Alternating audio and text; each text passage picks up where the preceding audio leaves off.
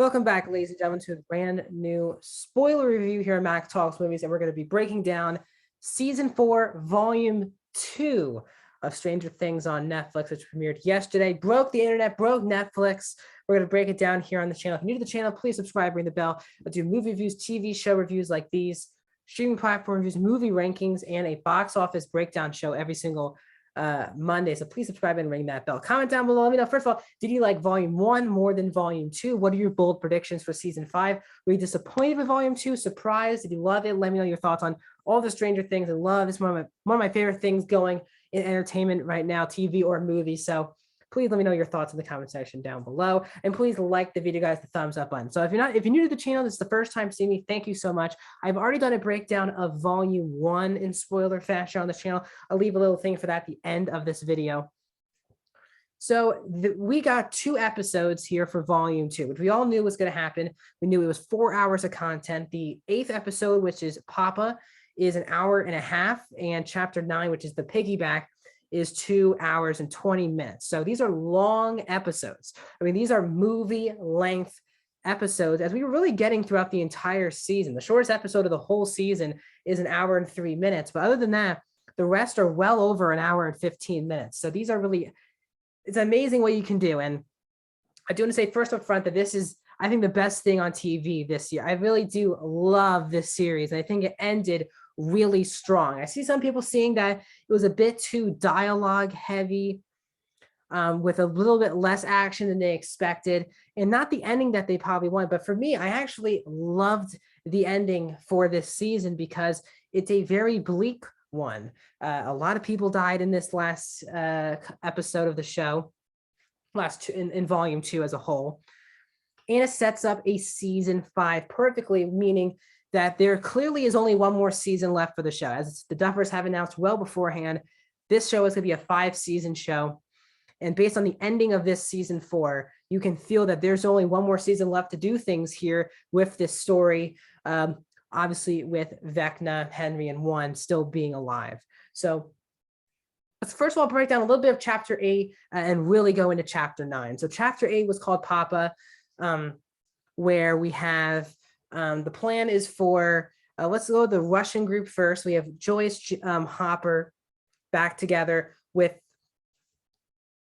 Murray, Yuri, and I forgot his name, Hopper's best friend in the series, Hopper's friend from Russia in the series. He's also very excellent in the series. They are still trying to get out of this prison. They get out of the prison and they need Yuri to kind of fly them back to Hawkins. This is where they run into basically a Demogorgon problem and they have to make a phone call. Well, that's kind of their part of the episode.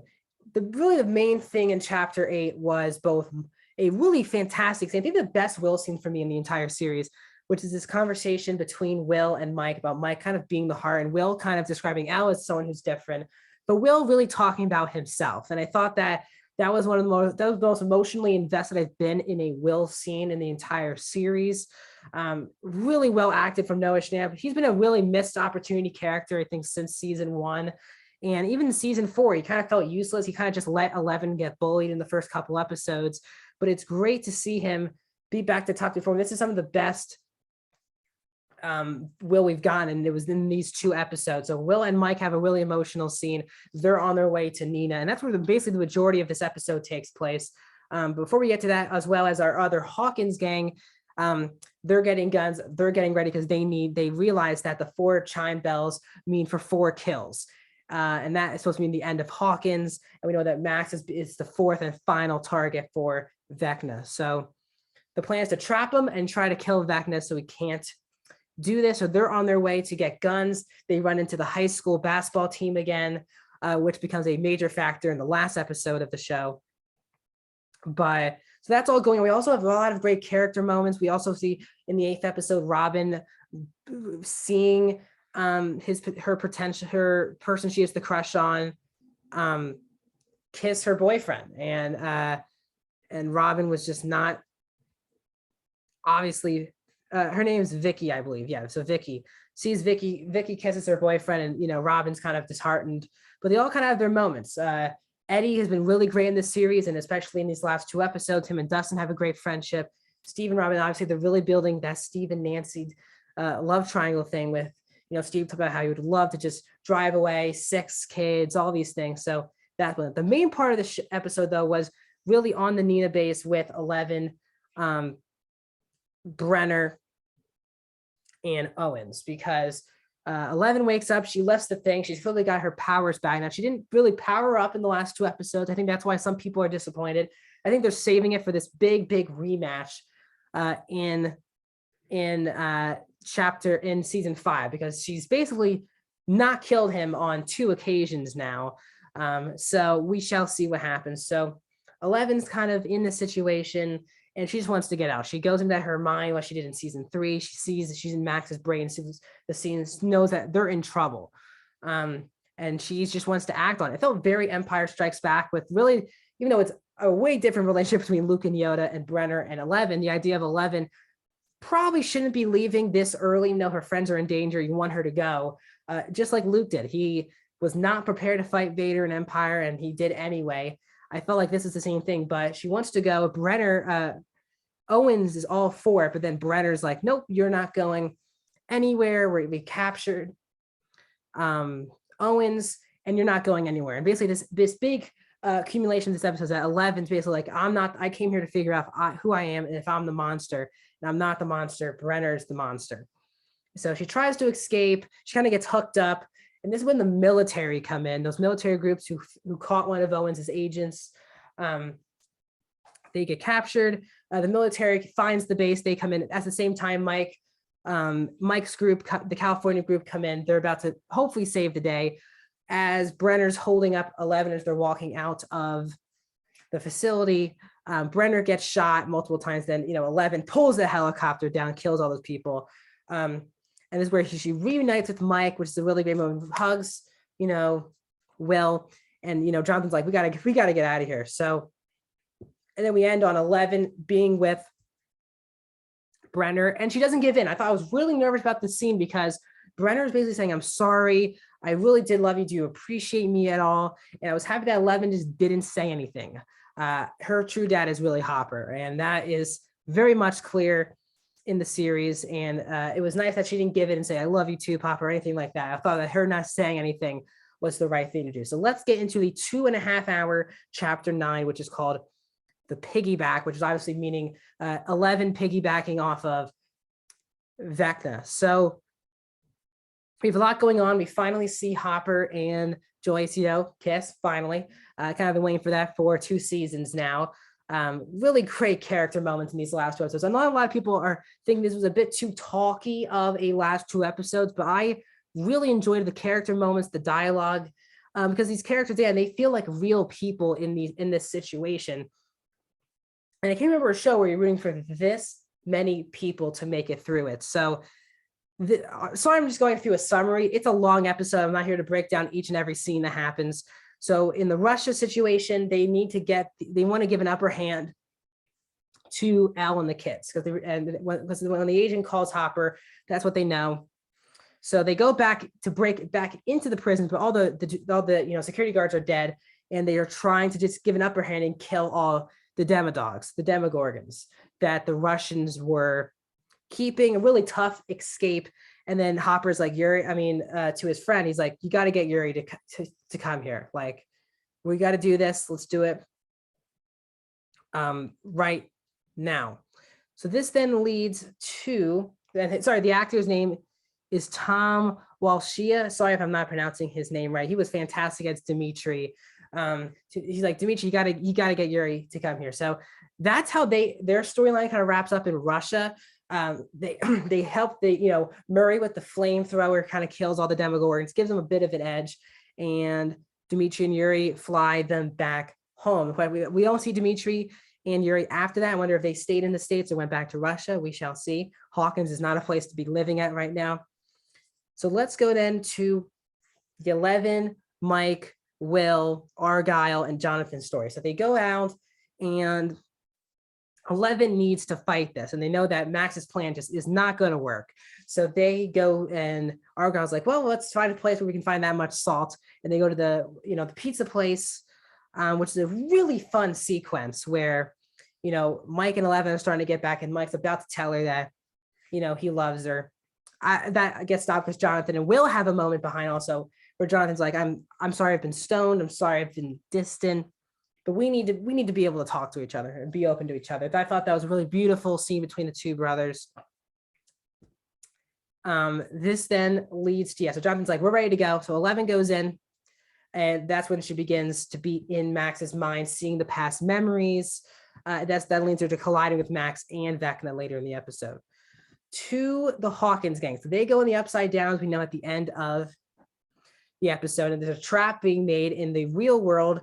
Lucas, Erica, and Max go to the Vecna's house, and then the upside down, Dustin and Eddie are distractions, are like bait, and while Steve, Robin, and Nancy go in themselves. So they get captured. It feels like it's a pretty bleak beginning to all this because everything kind of goes wrong. Hopper's in a near-death situation. 11's taking a while to figure all these memories out. Max is stuck with, Vecna, and the only thing Lucas can do is watch. So Max kind of goes up. They have a couple really good moments with Max and Lucas in the last 2 episodes. But what happens is that Max finally gets sucked in. Really cool scene with Lucas like talking to her, but it's really Vecna. Vecna versus Max. At the same time, of course, our high school jerk, Mason Dye, who plays Jason, comes in, and we have this whole fight scene between Lucas and Jason. Jason's like, snap her out of it, and Lucas is like, I can't. She has to do this, whatever. We have this long fight. Erica gets tackled by a guy. I was like, what the hell is going on? But Erica gets the save. And this is when Lucas finally, beats up Jason enough.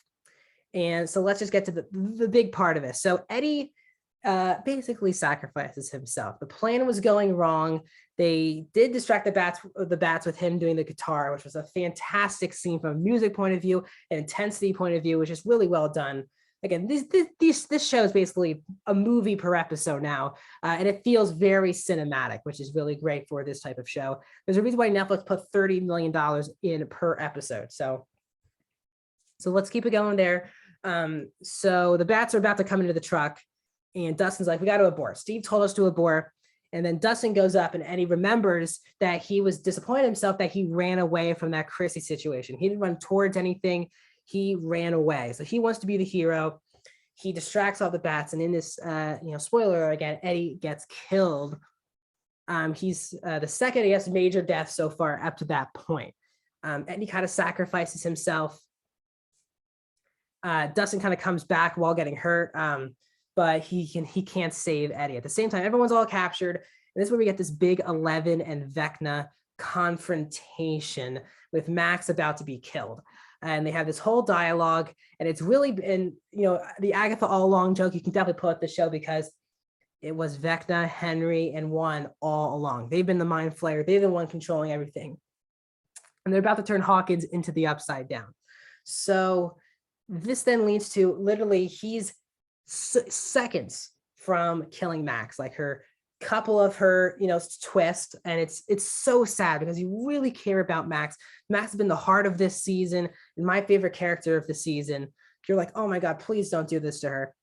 And then Mike kind of does a pep talk to 11 saying like all these things. Like, now this is the only part I didn't really love about this scene. I was really happy that Mike got to tell Elle that he loved her, but I didn't feel like it was a weird point for 11 to like snap into a pep talk. I think it was already motivating enough that Max was about to die.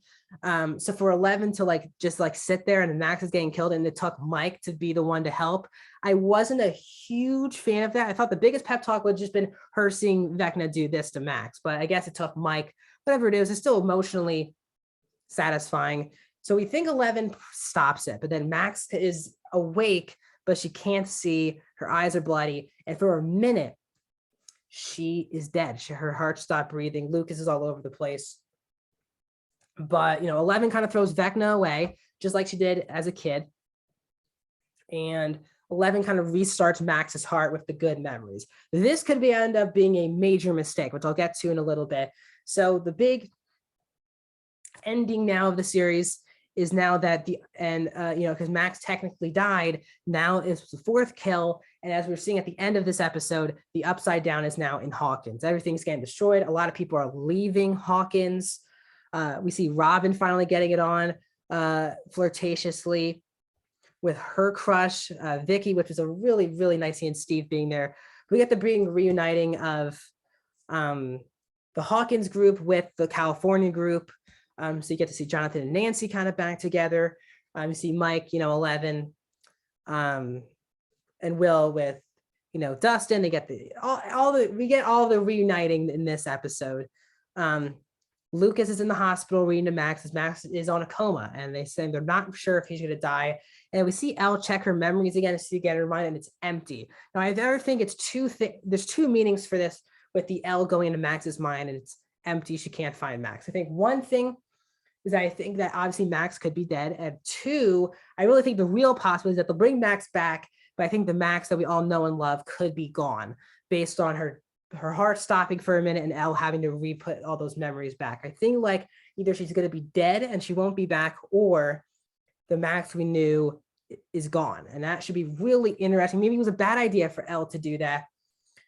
That is one of the most interesting decisions that the Duffers have made in season 5, what to do with Max. You could definitely have her just be dead, or you can have her trying to refine herself in this series. Now, so they go back to the cabin. It was kind of awkward also seeing, of course, Jonathan and Nancy back there, because clearly they're setting up Nancy and Steve. And it seems like, I feel like I don't think Nancy's comfortable with either of them, because, I feel like Nancy needs someone else other than Steve or Jonathan, which should be interesting to see again in season 5. But Mike and Elle were not, doesn't seem like to be on the best terms. We should see how that ends up. But they go to the cabin. And this is where I think the most emotional I felt in the episode, where I was tearing up, was the reuniting of Elle and Hopper, which I do feel like was an underrated combo in season 2 and 3. Really, season 2 built upon their relationship, and you just feel the emotion coming when they reunite. And it's a great, great scene. David Harbour continues to prove why he's just such a great actor, doing a great job with 11. And then obviously with Winona, and the last scene is they're walking out on the grass, and it's some of it's beautiful and some of it's turning into the Upside Down. There's ash falling down. So how they need to be killing back in the next season. We had Max possibly getting killed. We had Brenner, Eddie getting killed off. Also, the high school basketball player, he gets killed viciously by the cracks. Jason, very vicious death. So I'm really sad that we're probably not going to be getting season 5 for a couple of years now. It did take 3 years, obviously with COVID, to see this new season, and they're good. I think they should take their time with the next season, because we have one more season left of this series. Based on how many people are watching the series, I think money well spent for Netflix for putting this much money into the series. So that's my breakdown on Stranger Things season 4. It's my favorite season of the series, and I can't wait for season 5. Like the video. See you guys soon.